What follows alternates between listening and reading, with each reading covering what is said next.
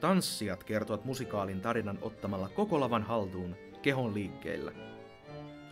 Lähes 30 tykkiläistä suunnittelee koreografioita ja tanssii 3 musikaalissa. Ideat tansseihin lähtevät puolivitseistä ja hulluistakin ajatuksista ja päätyvät lopulta kymmenien nuorten kokonaisuuksiksi lavalle. Alku on aina sitä, että kasataan koreografioita, ruvetaan tekemään ihan alusta ja bändi alkaa, niin kun ne saa laput käteen ja alkaa miettiä, että no mitä soittimia meillä on käytössä, mitä me tehdään näistä biisejä.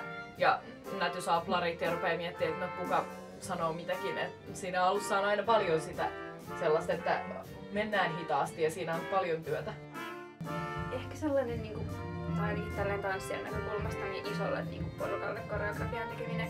Et kun on kyllä tehnyt aikaisemminkin omissa harrastuksissa näin koreografiaa, mutta ei ole ikinä näin isolle porukalle, kun mekin ollaan tehty siis joukkokohtausta, missä on kaikki. Oikeasti meitä on varmaan 40-50 tyyliä ihmistä, jotka tanssii siinä.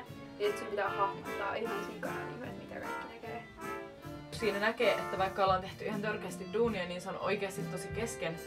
Ja mikään ei tunnu toimivan ja et vaan sietää sitä, että ok, tää on vielä vaiheessa, ei välttämättä toimi, voidaan joutua katkoseen joka replan jälkeen katsoa uudestaan, menee uudestaan jotain yhtä sanaa ja yhtä tanssin liikettä.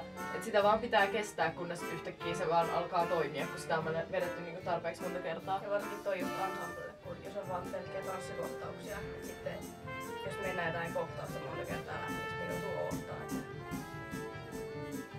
Niin, ainakin se hetki, kun on ensi-ilta ohi ja on viimeiset kumarrukset ja se on oikeesti kasassa ja että pääsee vielä esittämään sitä, niin se on luultavasti tosi hieno hetki.